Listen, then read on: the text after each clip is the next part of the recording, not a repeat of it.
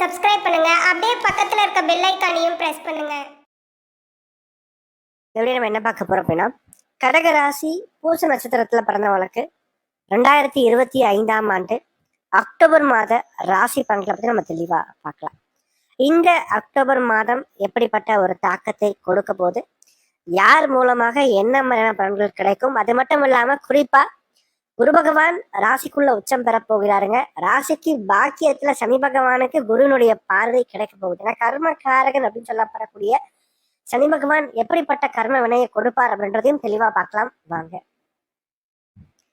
கடகம் காலபுருஷனுக்கு 4வது ராசியா வருதுங்க. நட்சத்திரங்களை பொறுத்த வரைக்கும் பூச நட்சத்திரம் கடகத்துடைய 2வது நட்சத்திரமா வரும். அவருடைய அதிபதி அப்படின்னு பாத்தீங்கன்னா சனி பகவான் தான். அப்ப கடகம் பூசத்துல பிறந்தவங்களுக்கு இந்த காலகட்டங்கள் எப்படி இருக்குன்னு பார்க்கும்போது, ராசிக்கு பாக்கியஸ்தானமான 9ஆம் இடத்துல மாற்றிய முதல் பகுதியில பாத்தீங்கன்னா சனிக்கு சூரியனுடைய தொடர்புகள் அப்படின்றது கிடைக்கும். அப்ப 2ஆம் அதிபதி 3ஆம் இடத்துல மறைந்து சனியினுடைய பார்வையை வாங்குறது அந்த குடும்ப வாழ்க்கை சார்ந்த விஷயங்கள்ல கொஞ்சம் கருத்து வேறுபாடுகளை உண்டு பண்ணி கொடுக்கும்.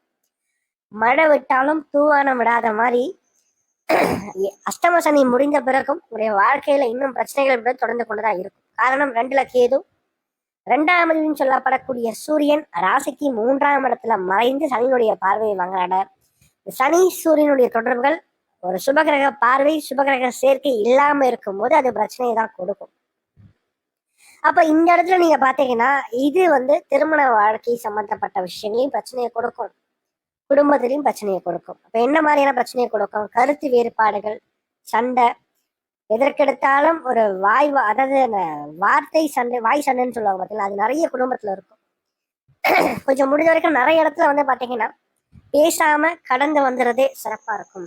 ஏன்னே தெரியாது, எதுக்குன்னே தெரியாத கோவம் வரும். சின்ன சின்ன விஷயத்தோட டென்ஷன் ஆவீங்க சரிங்களா, அதை கொஞ்சம் குறைச்சிக்குங்க சரிங்களா, கோவத்தை குறைச்சிக்குங்க, நிதானமா இருங்க சரிங்களா. எந்த ஒரு சூழலையும் சமாளிக்க முடியும், எதுவுமே உங்க கையை மீறி போகாதுங்க சரிங்களா. அது மட்டும் இல்லாம இந்த காலகட்டத்தை பொறுத்த வரைக்கும் 2ஆம் இடத்துடைய குரு பகவான் ராசிக்குள்ள வரப்போறார் இந்த மாசம் 2வது பகுதியில. அப்ப குரு ராசிக்குள்ள உச்சம் பெறது ஒரு மிகப்பெரிய ஒரு பலம்ங்க சரிங்களா. பாக்கியாதிபதி பாக்கியஸ்தானத்தை பார்க்கும்போது இதனால் வரைக்கும் உங்களுடைய வாழ்க்கையில இருந்து பொருளாதார சிக்கல்களை சரி செய்து கொடுப்பார். குறிப்பா கடன் பிரச்சனையில இருந்து வெளியே வர்றதுக்கான சில வாய்ப்புகள், சில உதவிகள் தற்போது கிடைக்கும். கடனே வாங்காத நிறைய கடகராசிக்காரங்களும் இந்த காலகட்டம் கடன் வாங்கி இருப்பீங்க சரிங்களா. அப்படிப்பட்டவங்களுக்கு இந்த காலகட்டத்துல அதுல இருந்து வெளியே வர்றதுக்கான சில வாய்ப்புகளை குரு பகவான் ஏற்படுத்தி கொடுப்பார். அறிவாற்றலை உண்டு பண்ணி கொடுப்பார். நல்ல புத்தி கூர்மை வெளிப்படும். எந்த ஒரு சூழ்நிலையும் அவசரப்படாம நிதானமா செயல்படுவீங்க, யோசிச்சு செயல்படுவீங்க, பதட்டப்படாம கொஞ்சம் செயல்படுவீங்க அப்படின்னே சொல்லலாம். அதே மாதிரி தந்தை சம்பந்தப்பட்ட வழியில இந்த மாதிரி 2வது பகுதியில ஆதாயங்களை மேம்படுத்தி கொடுப்பார் குரு அப்படின்னே சொல்லலாம். 2வது வாழ்க்கை துணையார் சார்ந்த வழியில என்னதான் குடும்பாதிபதினு சொல்லப்படக்கூடிய சூரியன் இந்த மாதிரி 2வது பகுதியில பலம் இழந்து போனாலும் கூட 7ஆம் அதிபதி பலமா இருக்கிறதால கணவன் அல்லது மனைவி மூலமாக உங்களுக்கு ஒரு சில உதவிகள், ஒரு சில சப்போர்ட், மாரல் சப்போர்ட்டாச்சும் கண்டிப்பா கிடைக்கும். ஒரு பக்கபலமா இருப்பாங்க அப்படின்னே சொல்லலாம் சரிங்களா. 2வது சுக்கிரனும் நீசம் பெயர் லாபாதிபதி ராசிக்கு 3ஆம் இடத்துல மறைகிறாருங்க. 2ஆம் அதிபதினு சொல்லப்படக்கூடிய சூரியனும் ராசிக்கு 4ஆம் இடத்துல நீசம் பெறுகிறார். அப்போ 11ஆம் அதிபதினு சொல்லப்படக்கூடிய சூரியனும் சரி சுக்கிரனும் சரி இந்த மாதிரியே 2வது பகுதியில பலம் இழக்கிறதுனால இந்த காலகட்டத்தை பொறுத்த வரைக்கும் பாத்தீங்கன்னா செலவுகள் கொஞ்சம் இருக்குங்க. ஆயினும் பாத்தீங்கன்னா எந்த சூழ்நிலையும் சமாளிப்பீங்க. அதாவது போதும் என்ற மனமே பொன் செய்யும் மருந்துன்னு சொல்லுவாங்க சரிங்களா. அந்த அளவுக்கு நிறைய சம்பாதிக்கணும்னு அவசியம் இல்லை, ஓரளவுக்கு நிம்மதியா இருந்தா போதுமே அப்படின்ற ஒரு எண்ணத்துக்கு நிறைய பேர் வந்துட்டு இருப்பீங்க சரிங்களா. அந்த நிம்மதின்றது கண்டிப்பா கிடைக்கும். கையில காசு பணம் இருந்தாலும் இல்லைனாலும் ஓரளவுக்கு நிம்மதியா இருப்பீங்க அப்படின்னு சொல்லலாம். 2வது இந்த மாதிரி அதாவது அக்டோபர் மாதம் 24ஆம் தேதிக்கு பிறகு பாத்தீங்கன்னா இந்த பணம் சார்ந்த விஷயங்கள், பணத்தட்டுப்பாடுகள் சார்ந்த விஷயங்கள் ஒரு சிலருக்கு உண்டாக்குங்க. ஆயினும் உதவிகள் கண்டிப்பாக கிடைக்கும். ஓரளவுக்கு நிம்மதியாகவும் இருப்பீங்க சரிங்களா. நிறைய காசு இருந்தா கூட நிம்மதி இருக்காதுங்க, ஆனா காசு இல்லாமே நீங்க நிம்மதியா இருப்பீங்க அப்படின்னு சொல்லலாம். அதற்கு காரணம் குரு ராசிக்குள்ள பாக்கியாதிபதி வர்றதுனால கண்டிப்பாக தேவைப்படும் போது தேவைப்படும் நேரத்துல உங்களுக்கு உதவியானது கண்டிப்பாக கிடைக்கும்.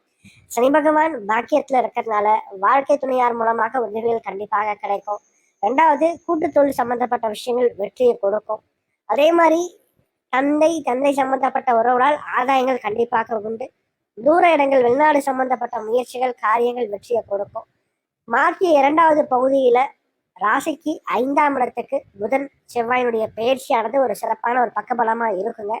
ஓரளவுக்கு அதிர்ஷ்டம் கை கொடுக்கும். திருமணமான பெண்களுக்கு இன்னும் யாருக்கு குழந்தை பாக்கியம் கிடைக்காம இருக்கும். இந்த காலகட்டங்களில் அந்த புத்திர பிராப்தி சார்ந்த விஷயங்கள் கண்டிப்பாக உண்டு. அதே போல திருமணம் சார்ந்த முயற்சிகள் தாராளமாக செய்யலாம். ரொம்ப நாளா வரன் பார்த்துட்டு இருக்கீங்க, ஆனா எதுவுமே செட் ஆகல அப்படின்றவளுக்கு இப்ப டக்குன்னு வரன் அமைஞ்சு முடியும். ஓரளவுக்கு நல்ல வாழ்க்கை துணை கிடைப்பாங்க. மனசுக்கு பிடித்த நபரை கரம் பிடிப்பீங்க அப்படின்னே சொல்லலாம். 3ஆம் இடத்துல சுக்கிரன் இருக்கிறதுனால கொஞ்சம் எதிர்பாலினம் சம்பந்தப்பட்ட நபர்கள் கிட்ட கொஞ்சம் கவனம் நீங்க எடுத்துக்கணும். சரிங்களா? ஆசைகள் சற்று மிகுதியாக இருக்கும். ஆசைகளை மட்டும் கொஞ்சம் குறைச்சிக்கங்க. போதும் என்ற எண்ணத்தை நீங்க வளர்த்துக்கிட்டீங்கன்னா நிச்சயமாக வாழ்க்கை ரொம்ப நல்லா இருக்கும் அப்படின்னே சொல்லலாம்.